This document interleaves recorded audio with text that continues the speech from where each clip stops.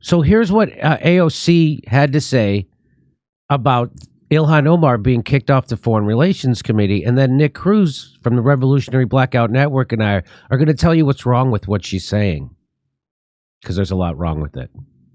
Don't tell me that this is about a condemnation of anti-Semitic remarks when you have a member of the Republican caucus who has talked about Jewish space lasers and an entire amount of tropes, and also elevated her to some of the highest committee assignments in this body. This is about targeting women of color in the United States of America. Don't tell me, because I didn't get a single apology when my life was threatened. Thank you. Oh boy. Man, that's hard to listen to. Like, there's nothing that I said on the show before. There's nothing that frustrates me more. Can you bring in Nick? There you go. Go ahead, Nick. Yeah, there's nothing that frustrates me more than these people who weaponize identity politics. And oh my God, we're the victim. Even though she has a tremendous amount of power, she's a victim of discrimination. And despite the fact that 2 other white guys was removed from this board as well, also the fact that the GOP literally ran a Somali immigrant against her as well. So what she's doing is extremely nefarious, because instead of talking about the substance, the fact that you have 2 parties that made it so you cannot speak up on the crimes of the Israeli government against the Palestinian people, as they elect a far-right fascist regime that made Benjamin Netanyahu a moderate, you should be happy to have that conversation. But instead of having that conversation, Jimmy, they are making it about, oh my God, the Republicans are racist. It's a massive waste of an opportunity. If you are an elected official, I made this point on RBN as well, if you are an ally of the Palestinian people, this is the best thing that could possibly happen to you. Think about it, Jimmy. You get kicked off this committee seat. There's all these news stories going on about why you got kicked off of the committee seat. What you should do is you should hold a press conference and for 30 minutes explain the crimes of the Israeli government, pull the quotes of people who literally in the leopard government of Benjamin Netanyahu, where they said that they should carpet bomb Palestinians in Gaza. You had high-level officials that literally said they should just seize Palestine. These people have said crazy stuff, Jimmy, and they're in Benjamin Netanyahu's government. But instead of talking about that, you're making this conversation about how you're the victim. This is an amazing opportunity for Palestinian activists that they are punting by not talking about this issue. But sorry, go ahead, Jimmy. Oh no, that's a great analysis. You're right. So she starts off the clip by talking about they're kicking her off because she says they're using an excuse that she has said anti-Semitic things, and so she doesn't counter that like Nick says by just, hey, let's call a press conference and say what she's really said and talk about the Palestinians and talk about what Israel's really doing. Let's expose what they're doing.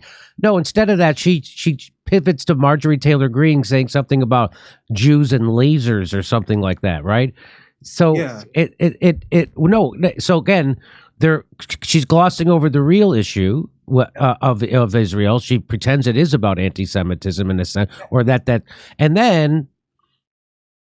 and then she switches right to identity politics, like this is about her being a woman of color, and it's not. It's about her views.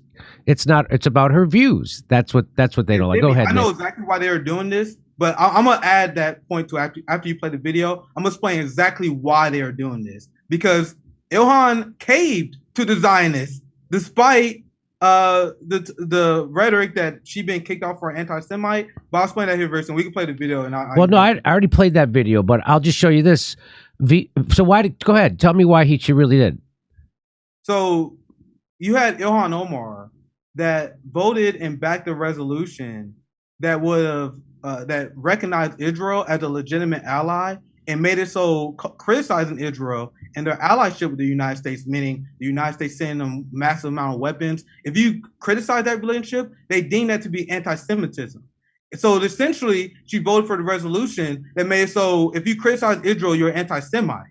So she caved to the Zionists. That goes back to the strategy being horrible. The strategy being that we be soft on Israel, like Nina Turner, when she turned her back against BDS. You have Maxwell Frost, who's the new Gen Z elected person who turned his back on Palestinians, lied to them, and now he is repeating the Democratic Party line on Israel. So you have them sell out the Palestinian people. So now instead of having that conversation, because they did that, they want to make it about identity politics instead. She backed a resolution that would have made it anti-Semitic to criticize Israel.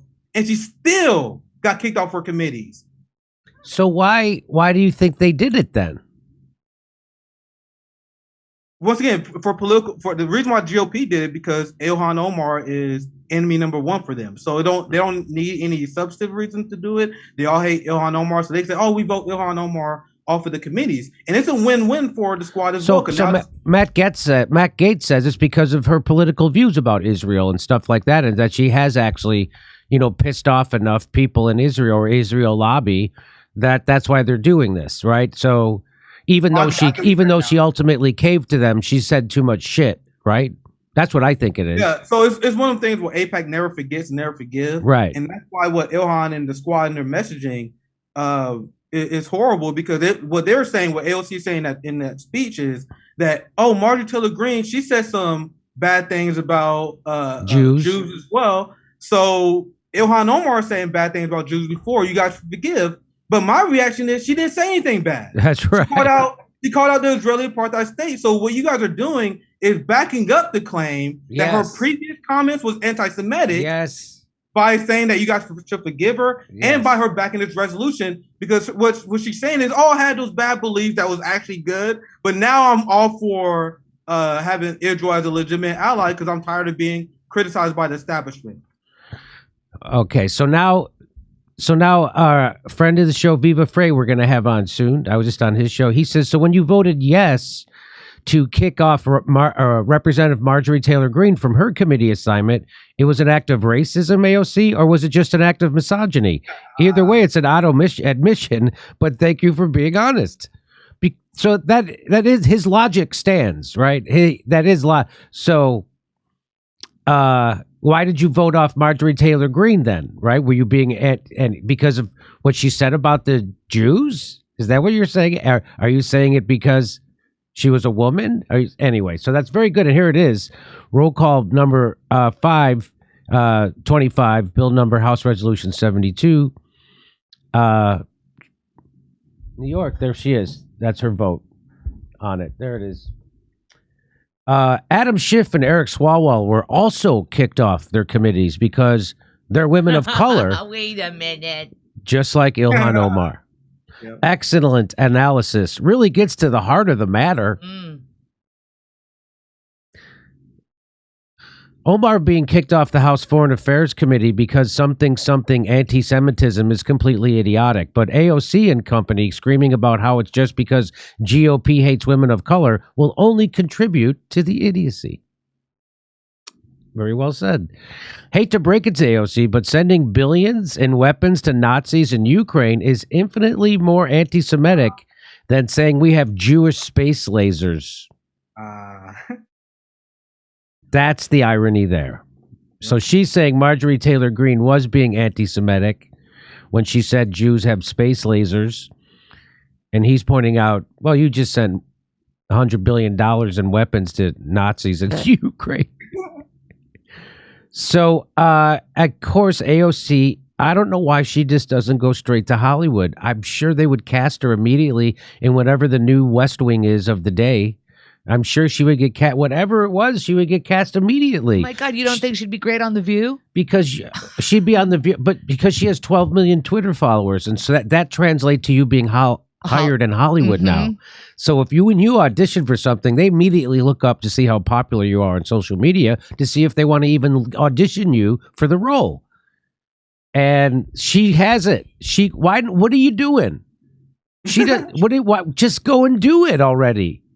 Just go and do it. And then you could be like Sean Penn, running around being lauded for repeating CIA talking points. And you'll get even more, and you'll get into movies even. FTV. You get into movies. I don't know what she's doing.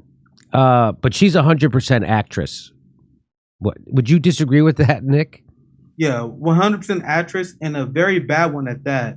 The only explanation of how she could possibly do something so cringe like that speech is that her advisors must really hate her, or there must be this culture at AOC's office where she does something that's obviously cringe, but no one has the courage to speak up. Like, no one in AOC staff look at her like, yo, AOC, this is some cringe ass shit that you're doing right here. No one did it. They all thought that this shows that there's no horizontal thinking or organizing how they plan to challenge power. They just have some DNC insiders that give AOC and the squad a bunch of advice that they think is good. They told AOC, just bounce up there. You're going to have a lot of black people like me. They'll love it. But she getting roasted on Twitter. You have right-wing Twitter that's playing this tweet and this speech and say, hey, everyone look at AOC. This is who the left is. They hide RBN. People are afraid of hearing the messages of people like Malcolm X, people like and other revolutionaries. But with AOC, they put her speeches, they put her on the front page because they want people to think this is what the real left is. They are here to dumb down what it means to be leftist and cultivate a dumb working class that the ruling class can easily control. That is the job and the role of AOC and Bernie Sanders. Well said. Hey, we're doing live stand-up comedy in Los Angeles, Tempe, Arizona, Palm Springs, Milwaukee, Minneapolis, Nashville, Northampton, Massachusetts, and a lot more places. Go to jimmydore.com for a link for tickets and become a premium member while you're there. You get access to all of our stuff. See you then.